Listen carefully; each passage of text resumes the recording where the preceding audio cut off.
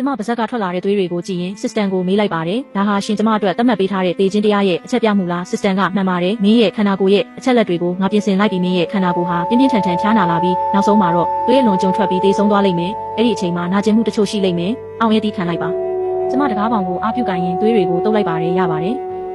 ကျမကငငယ်ကလေးကနာကျင်မှုတွေကိုခံနိုင်ရရှိပြီးသားပါဒါတွေကိုကြော်ဖြတ်နိုင်ပါတယ်ကျမဟာမွေးကလေးကစွန့်ပစ်ခံခဲ့ရသူပါကလေးချင်းအလဲလှယ်ခံရပြီးလမ်းဘေးမှာတောင်းရမ်းစားတောက်ရင်ကြီးပြင်းခဲ့ရပါတယ်ထမင်းတနက်စာအတွက်နဲ့အမြဲတမ်းအရိုက်နှက်ခံခဲ့ရတာပါနောက်ပိုင်းမှာ system ရဲ့အကူအညီနဲ့မိသားစုကိုပြန်ရှာတွေ့ခဲ့ပြီးဦးချင်းရန်ရဲ့အချစ်ကိုရဖို့အတွက်ကျမ်းမိသားစုတွေကိုလက်ထပ်ဝင်ရောက်ခဲ့ပါတယ်သူ့နာကိုကပ်ဖို့စူးစမ်းတိုင်းသူကကျမကိုအရှက်မရှိတဲ့သူလို့ဆွဆွဲပြီးအိမ်တွင်းစည်းကမ်းကိုကူးခိုင်းခဲ့တယ်လို့ဖះเจ้าဆောင်မှလည်းတညလုံးဒူးထောက်ခိုင်းပြီးအပြစ်ပေးခဲ့ပါတယ်နာကျင်မှုဆိုတာကျမအတွက်တော့အထူးအဆန်းမဟုတ်တော့ပါဘူးချောင်းဆိုတာရက်သွားတဲ့အခါမှာတော့အာတင်းပြီးမုံပန်းကိုကင်ကာမီးပြီးဆောင်စီကိုထွက်လာခဲ့ပါတယ်ခြံဝင်းထဲကိုရောက်တော့ကျမရဲ့သားလေးလူရှောင်ရန်ကစောင့်နေတာကိုတွေ့လိုက်ရတယ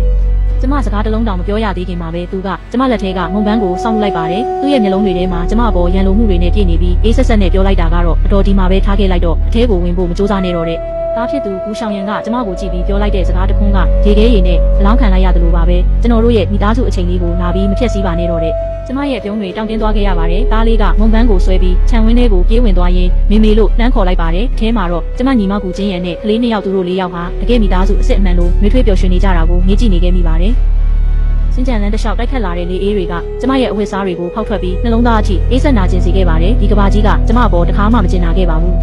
system ကကျမကိုနှစ်သိမ့်ရှာပါတယ်နောက်ထပ်8နာရီကြာရင်မင်းလွတ်မြောက်တော့မှာပါတဲ့ကျမအခန်းထဲကိုအာတင်မီပြန်လာခဲ့ရင် system ကိုထပ်လောင်းမှကြားခဲ့ပါတယ်ကျမတည်ဆုံးသွားတဲ့အခါကျမကိုတနေရာရာကိုခေါ်သွားပေးပါတကယ်ပဲအချစ်ခံရတယ်လို့ခံစားရမယ့်နေရာမျိုးကိုပါလို့system ကပြန်မဖြေနိုင်ခင်မှာပဲကျမသတိလစ်ပြီးပတင်ပေါ်လဲကျသွားခဲ့ပါတယ်ဘလောက်ကျသွားလဲမသိပါဘူးရုတ်တရက်အခန်းတကာဝုန်းကနေပွင့်လာပြီးဦးချင်းရံပြေးဝင်လာပါတယ်သူကကျမကိုကတင်ပေါ်ကနေတင်းဆွဲထူပြီးအော်ဟစ်ပါတော့တယ်ကျန်းယူနေမင်းကြာပန်းမှုတွေထဲမှာအစိတ်ခတ်ထားတာလားချင်းရံနဲ့ငါသမီးလေး2ယောက်လုံးသတိလစ်သွားပြီမင်းဘလို့တောင်ရုံမာရတာလေအခုချက်ချင်းအစိတ်ဖြေစေးပေးစမ်းကျမရဲ့လက်မောင်းကိုအတင်းလိမ်ဆွဲထားတာကြောင့်အရန်နာကျင်နေပေမဲ့ကျမဘာအစိမ့်မှမခတ်ခဲ့ဘူးလို့အားတင်းရင်းခဲ့ပါတယ်ဒါပေမဲ့သူကတလုံးမှမယုံပဲကျမကိုမီးဆောင်စီကိုတင်းဆွဲခေါ်သွားခဲ့ပါတယ်ခြံထဲရောက်လို့ခြေလန်းတောင်မတီးမငြိမ်ဖြစ်နေတော့မှပဲသားဖြစ်သူကပြေးထွက်လာပြီးကျမရဲ့ခါကိုအားနဲ့ဝင်တိုက်ပါတယ်သူကလက်သီးနဲ့ထိုးခြေထောက်နဲ့ကန်ပြီးကျမကိုမိတ်ဆာမလို့အော်ဟစ်နေခဲ့ပါတယ်ခင်ဗျားကျွန်တော်ညီမလေးကိုလှုပ်ရက်တယ်ကျွန်တော်မိမိကိုနာကျင်အောင်လုပ်တယ်ခင်ဗျားကလူရုပ်မှာပဲမိခင်အရင်တယောက်ဟာကိုသားသမီးစီကနေလူရုပ်မှာလို့ခေါ်ခံရပြီးရိုက်နှက်ခံရတဲ့နာကျင်မှုကဘယ်အရာနဲ့မှမနှိုင်းယှဉ်နိုင်တော့ပါဘူးကျွန်တော်အတော်ကြီးကိုမုန်းတယ်အတော်ကြီးတည်သွားရင်ကောင်းမယ်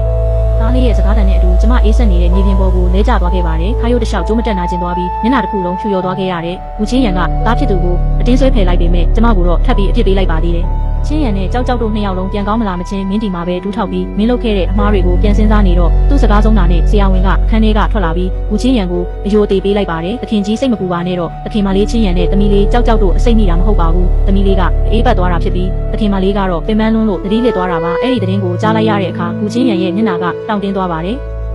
်သားဖြစ်သူကတော့ကျမကိုတစ်ချက်လေးတောင်လှည့်မကြည့်ပဲမိမိလို့အော်ဟစ်ပြီးအခန်းထဲကိုပြေးဝင်သွားခဲ့ပါတယ်။ဦးချင်းရံတယောက်တတိပြန်ဝင်လာပြီးကျမကိုထူဖို့စူးစမ်းပါတယ်။သူ့မျက်နှာပေါ်မှာတွေ့ရခဲ့တဲ့အပြစ်မကင်းတဲ့အရေးအယောင်တွေရှိနေပါတယ်။ကိုတောင်းပန်ပါတယ်မင်းကိုငါတို့အထင်လွဲခဲ့မိတယ်ဒါပေမဲ့ရှောင်ရံကိုတော့စိတ်မရှိပါနဲ့သူကကြောက်ပြီးထိတ်လန့်သွားလို့အဲ့ဒီလိုလှုပ်လိုက်တာပါ။သူမင်းကိုတကယ်မုန်းနေတာမဟုတ်ပါဘူး။သူကျမကိုတကယ်မုန်းနေတာမဟုတ်ဘူးလေလား။ကို့အမေရင်းကိုတေးစေခြင်းတယ်လို့ပြောတဲ့သားတယောက်ရဲ့စကားကိုဘယ်လိုများခွင့်လွှတ်ပေးရမလဲ။ဦးချင်းရံရဲ့တောင်းပန်စကားတွေဟာကျမအတွက်တော့အဓိပ္ပာယ်မရှိတော့ပါဘူး။ကျမဒီကဘာကနေထွက်ခွာဖို့နာရီနှဲငယ်ပဲလိုတော့တာလေ။